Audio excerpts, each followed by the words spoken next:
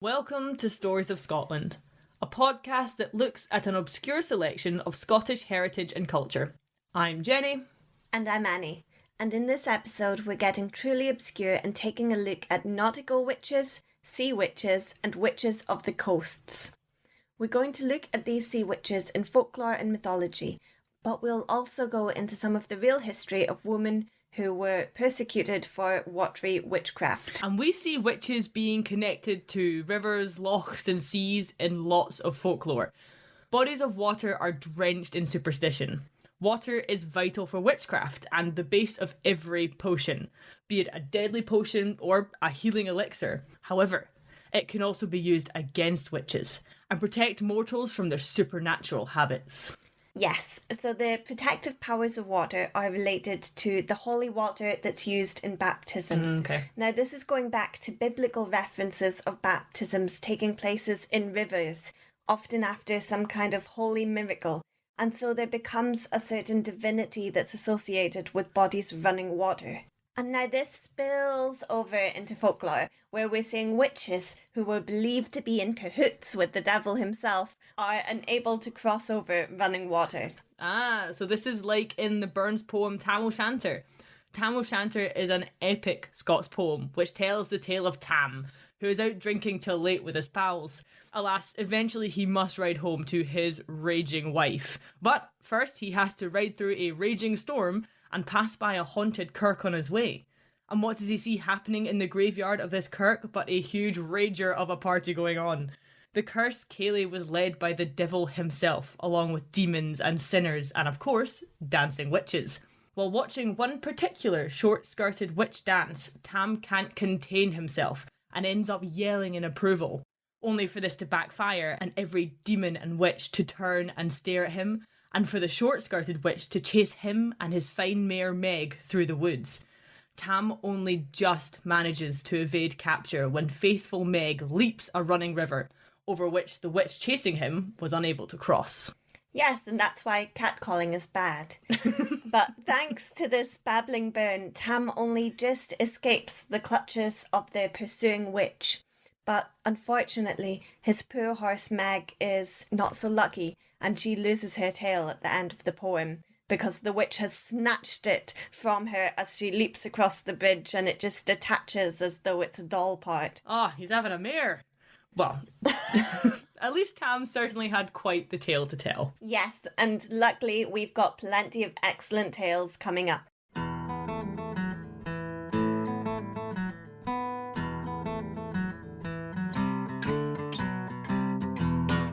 So let's begin by having a look at some of the genuine history of an unfortunate woman accused of witchcraft.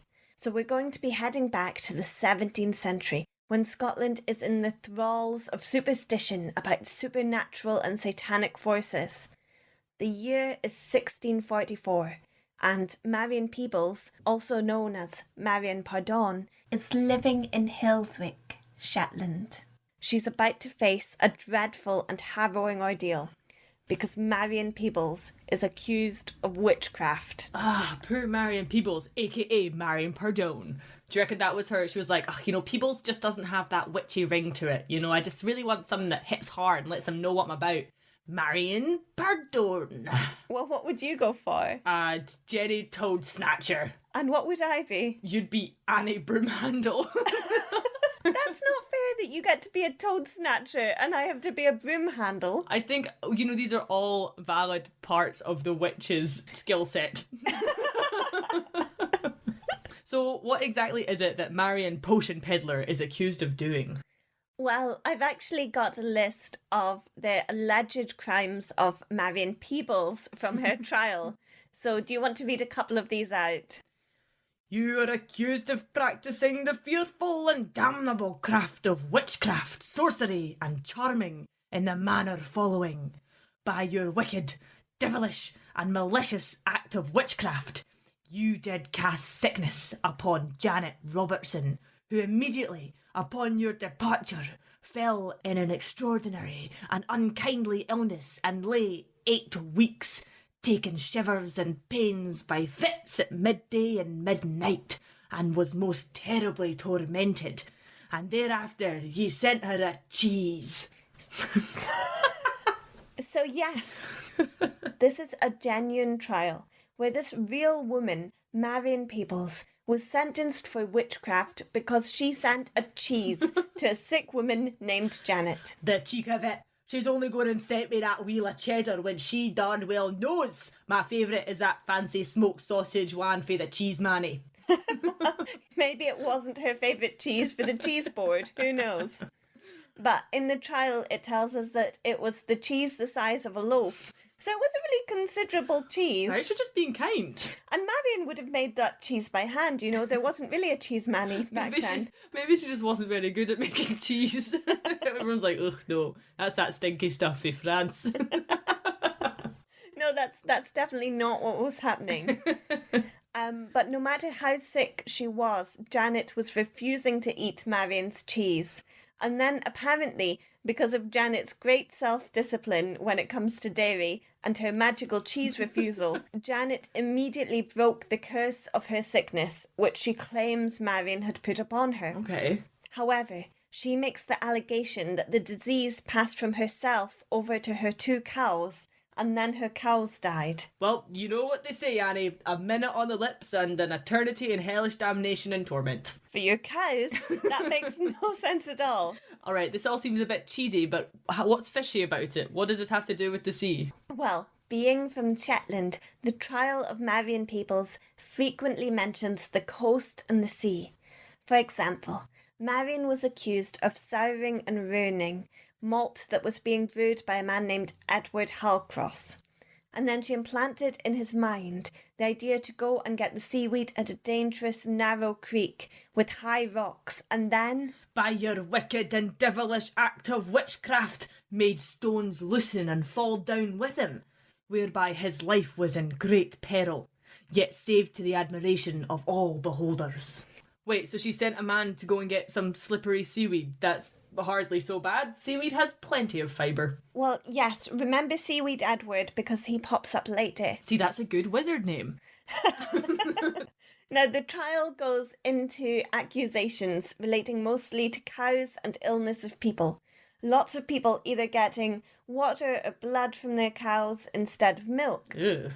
Now, one woman had accused Marion of cursing her with a tormenting madness and was advised to bite Marion's fingers for a cure. So she actually bit 2 of Marion's fingers until they bled. Ugh. But then the most shocking and deadly allegation against Marion Peebles is one that she actually has gone out into the sea as a shapeshifter. By your detestable, abominable, and devilish act of witchcraft, ye transformed into the likeness of a pellet quail. A what? A porpoise, a small whale that is closely related to a dolphin. Okay, a pellet quail. Interesting. A pellic whale, I think. Oh, It's okay. just spelt with the Q-U-H. To really mix up that W. The devil changed your spirit into a porpoise, and you fled as a whale. And Edward Halcross, being at sea with Malcolm Smith, Nichol Smith, and Finland, servant to Edward, all 4 men in one boat coming frae the sea in the north banks of Hillsweek. One fair morning ye did come under the said boat and overturned her with ease and drowned and devoured them all in the sea, right at the shore, when there was nae danger otherwise, nor hazard to have casten them away. Likewise, when the corpse of Edward was found, you were sent for and brought to them, and to lay your hands upon them, days after the death, where their blood was evanished and dissolved. So this description of the trial is telling us that the corpses of these 4 fishermen were recovered, and then they summoned Marion Peebles to lay her hands upon the corpses. And when she did so, they began to bleed, which really wouldn't happen because blood thickens and clots after death. The most you'd get is a small ooze, but it doesn't make sense that this would happen when Marion is touching the bodies. The corpse of Edward bled at the collarbone, and in the hands and fingers, gushing out blood, to the great admiration of beholders and revelation of the judgment of the Almighty. Yes, this was actually quite a common way of finding out who had killed a person, to get them to lay their hands upon them. If that corpse starts to ooze blood, then you've got a murderer in your midst. Doesn't seem like a very reliable way to check who killed who. Like, if it was very good, we'd still use it today. Yes, this is why the old touch and bleed is no longer part of the Scottish legal system. Interesting. So she's being accused of using witchcraft to cause the death of 4 men fishing at sea. And they're saying that the evidence is that the corpses are bleeding at her touch. Now, it's a really dramatic and unusual witchcraft case. Likely it was a community coming together to explain their personal tragedies and persecute a woman that they didn't like. It's because she was bad at making cheese. That's what you get. We then go into the sentencing of Marion Peebles. Death by cheese wheel? No, Jenny, just read the trial.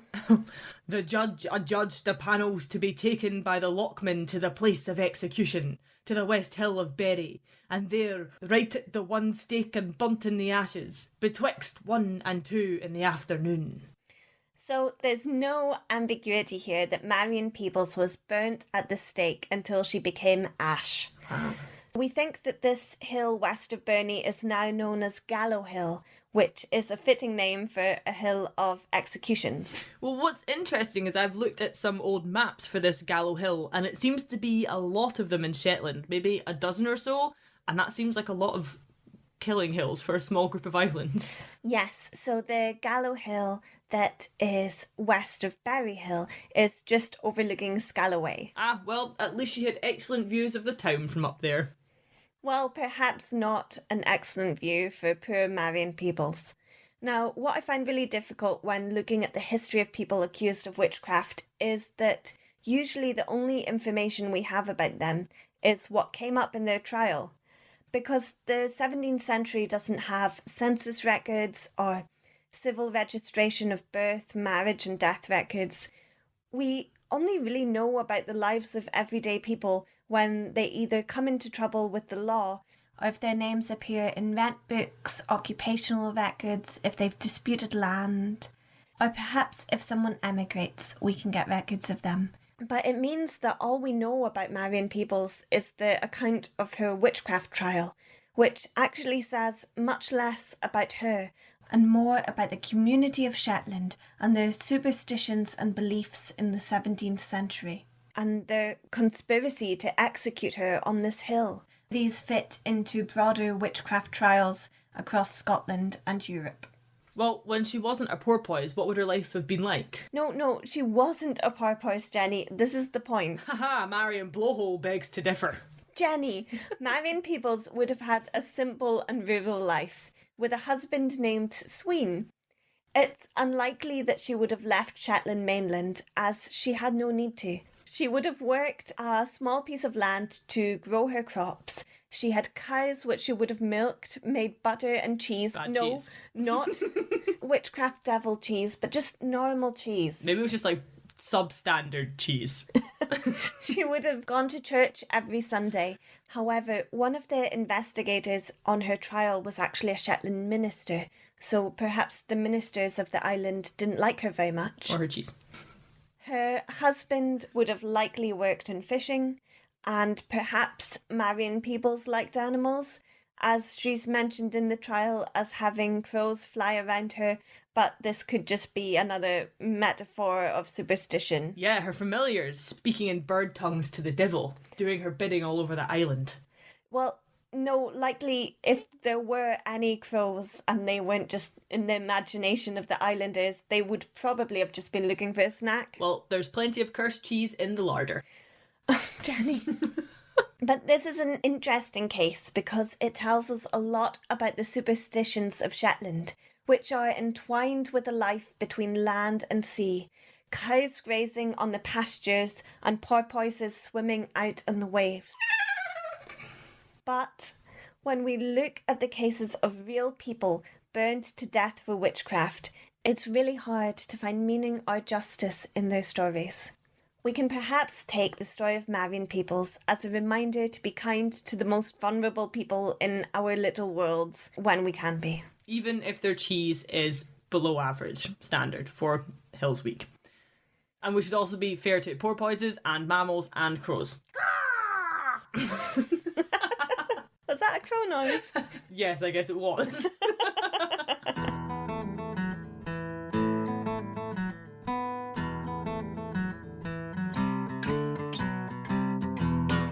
My favourite sea witch that we've found is that of the Kayak of Aaron. She was said to live at the north of the small yet rugged island of Arran, between two peaks of a double-headed mountain. Yes, and one of the peaks of this mountain is actually called Cailleach, known in English as the Witch's Step.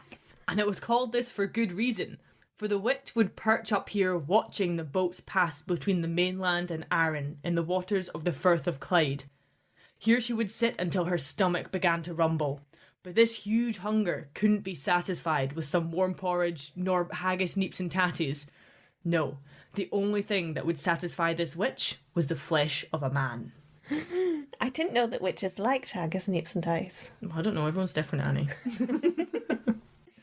And when this insatiable hunger would strike, she would straddle the Firth, 1 foot in Ayrshire, 1 foot on Arran. When the next unwitting ship passed below her, she would drop a huge stone from way on high, smashing the boat into thousands of stinking shards. From the wreckage she would pluck the screaming sailors. On one such occasion, the witch had some serious munchies and was busy destroying a ship. A French skipper watched from afar in horror, for he was heading right for her. But he fancied he knew exactly how to defeat this formidable foe. With his expert skill and knowledge as both a skipper and a Frenchman, he manoeuvred the boat so that its mast was at just the right angle, so that as he passed under the wide-legged witch, he tickled her in just the right spot. So, Jenny, I believe that when we heard the story originally, the French sailor tickled the witch where a Frenchman would tickle a woman. Which clearly means behind the knee. Uh-huh. He tickled the witch behind the knee, Jenny. Mm-hmm. Behind my knees, very tickly. And my name is Annie Broomhandle. I know how it goes. Mm-hmm. Either way, Annie, it worked. The witch shrieked in a way that even the Frenchman had never heard before, throwing her stone high up into the air, only for it to crash down just south of Arran and create the small isle of Ailsa Craig, which may be the best origin story of a small island that I have ever heard. And in fact, I never want to hear a better one. I didn't really believe this story when we first uncovered it, but then I realised that these types of folklore tales were actually censored from history. Exactly. These somewhat vulgar tales used to be very common throughout Scottish storytelling culture. However, most were banned by ministers as no being right. And isn't that what this podcast is for, Annie? Going into these obscure and hidden corners of history to find these snippets of humour and cultural profiling from the past. Yes, I really love this story because I can imagine it being told by sailors and fishers of all ages to shock and entertain one another. I mean, the mere idea of tickling a giant witch to prevent her from sinking your ship and eating your bones is just so silly and smutty. It feels like a genuine rum-soaked sea air kind of story, told one night in the belly of a boat, a shared cabin, a bottle being passed around, and a really good laugh. Yes, and just like sailors would use lemons to prevent scurvy, this story is a kind of vitamin C of good humour. It's a good old tale of tickling the kayak that keeps up morale on a dark, cold night. And there's nothing like a tickle to keep you warm.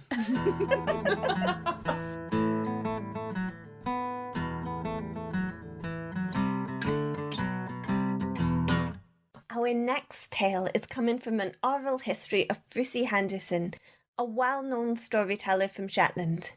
He was born at the end of the 1800s and remembered the old superstitions well and fondly. They brought magic to the island of Yell. Brucey has a rich Scots thick accent of the island, like porridge that's not got enough water in it. The type of Scots that's melted in with a few odd Norse words. I found his accent so thick that I had to listen a few times through to fully understand the story. And by the end, I found myself in this sort of hypnotised dwam. There's a background beat to how he speaks. It's very rhythmic and soothing. The story that he tells begins with a young woman named Marta Mann. She was a bonny witch and was in love with a man named Andrew Grote. Unfortunately, though, Andrew, he wouldn't hear. He wouldn't go with her, and she really wanted him. Yes, so it was a one-sided love. Unfortunately, it was. And what better way to deal with unrequited love than with unrequited witchcraft? Oh dear. So this lad, Andrew Grote, was a half fisherman. What happened to the other half of him? Did a poor boy eat it? Jenny, a half fisherman is a fisherman who'd go out on a wee open boat for deep sea fishing. It was a dangerous and treacherous life at the half. But as the story goes, one night it was lovely and calm. The sea was quiet and at peace. But Andrew wasn't scheduled to be going out fishing. He was planning a peaceful night by the peat fire with a wee dram, but his plans changed. Fisherman Andrew heard that an old, respected skipper in the village was due to go out on the sea, but he was a man down. So Andrew joined the crew and they set out on the gentle ocean in the hopes of catching a bounty of fish. The skipper was a pious and religious man who believed God would protect them at sea, and so he sanctified the sea around them.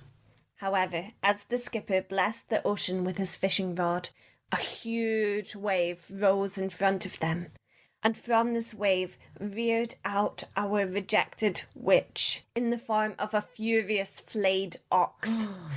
This nightmarish vision demanded that the skipper hand over Andrew Grote.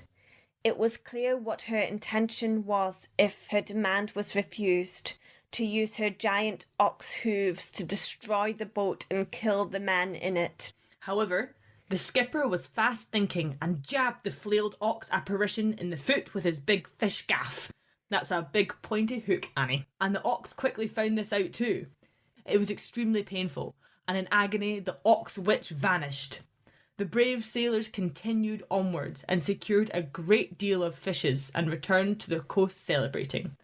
As they stepped onto shore, the old skipper pulled the lad aside and warned him not to go out on the waves without him again.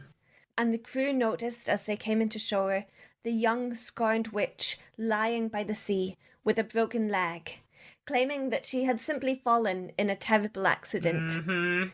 But the fishers were all certain that she had been this ghostly ox, this giant bull that they had seen out at sea. They left her there and foolishly thought that their fish gaffs would protect them from this witch forever. However, this was not so. 2 years then passed, and the witch Marta had only grown more powerful. The old skipper had retired, and our young half-fisher is now the skipper of his own half-boat. One calm night, he sets out to sea, and lo and behold, the same apparition of the ox rears out of the water and demands that the crew throw her, the skipper, overboard. But they all staunchly refuse, saying that they'd all rather die than hand over their skipper. And so, this colossal water ox summoned the sea to stampede the half-boat. None of the men were ever seen again. Strangely, though, our witch then makes peace with the sea and ends up marrying a different ship's captain anyway. Well, you wouldn't want to say no after this story, would you? But I did find a continuation of this story from a different storyteller. As it goes, the young fisherman who she had killed had not made peace with the sea, or with her. That winter, as the nights grew longer, the ghostly apparition of the boat would be seen sailing endlessly around the coast of Yell, terrifying all who saw it. Yet, those who were brave enough to shout from the shore and ask them what it is that they want, found that the souls of the men were unable to reply. That is, until the son of one of the oldest men on Yell, Francis Smillet, came in from the stables one night, fresh for fainting, saying that there were 6 souls in the stables waiting for his father.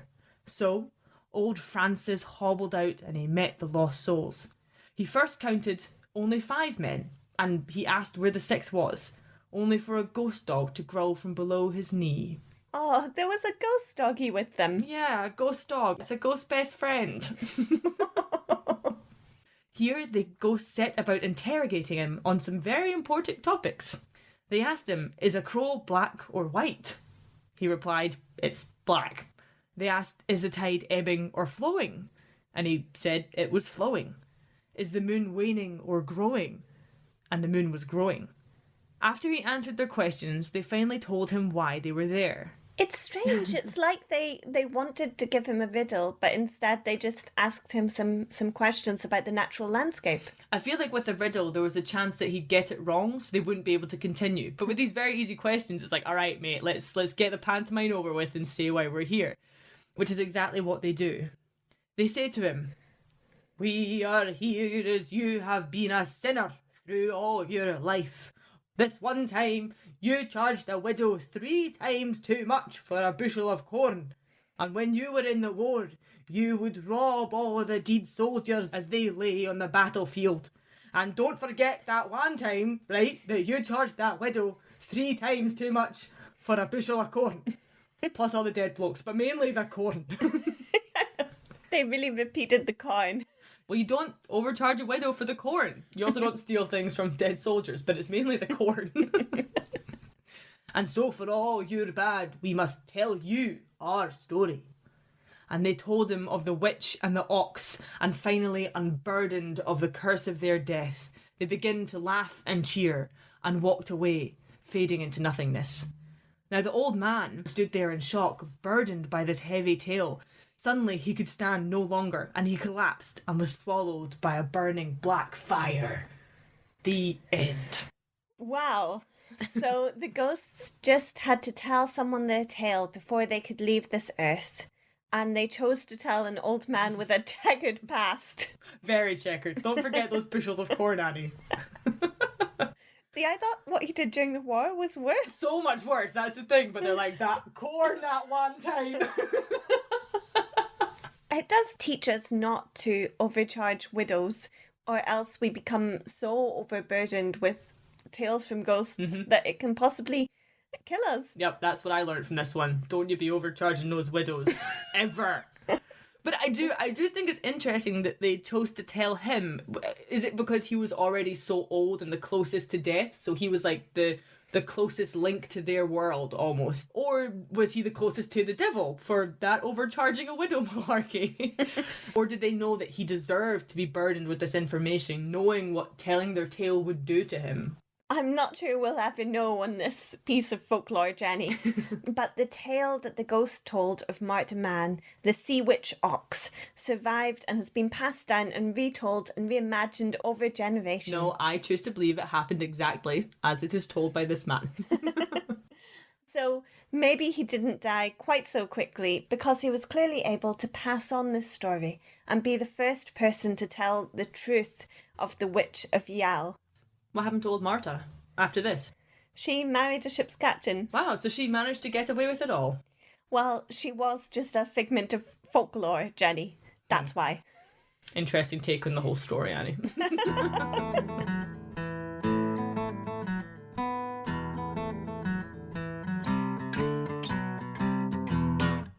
So I think that the stories of witches and waves actually tell us as much about the coastal communities themselves as they tell us about supernatural superstitions. Similar to folklore about mermaids, the fascination with otherworldly women in the ocean is perhaps stemming from the nature of the fishing industry in history. Now, in the past, the men would be going out to sea on the boats, and women would be staying on the coast and cleaning, gutting, processing fish, and mending the nets.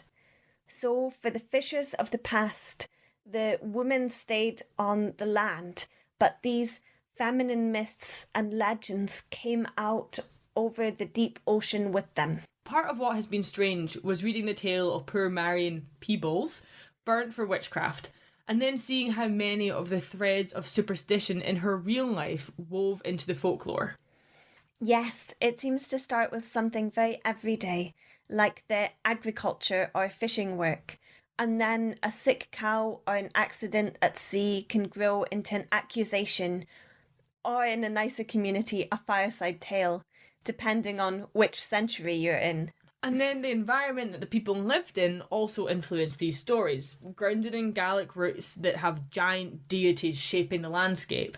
I was so happy when we found the Witch of Arran, because of course the West Coast needs a giant-sized witch for their giant-sized storms.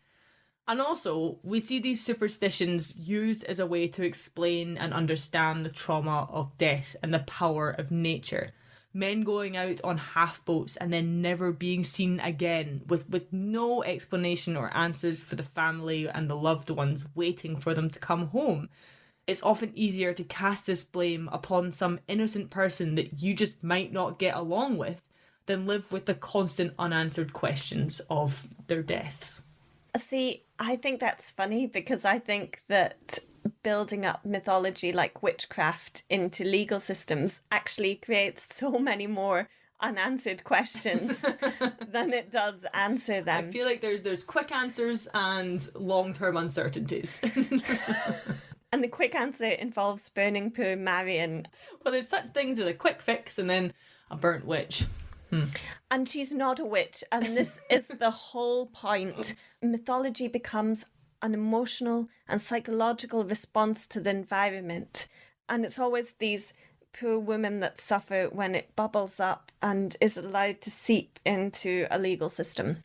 And in this case, witchcraft isn't really representative of incredible power, but rather the opposite. The witch reminds us of our vulnerability and dependence on nature. And sometimes the witch is just a whiskey-fueled tale at sea. Yes, indeed. That was definitely my favourite one. We all love a tickle, Annie. Well, on that note, my dear sea dog, let's go and grab a wee dram. Yes. Thank you all so much for listening to Stories of Scotland. We've particularly loved making this episode. We hope it tickled you. If you've enjoyed it, then please give us a little review. It really helps other people find us. We're also on Facebook, Instagram, and Twitter, so give us a like and a follow. In your review, please let us know where you would tickle a witch. Or don't, actually. That might not be allowed. Slanjava. Slanjava.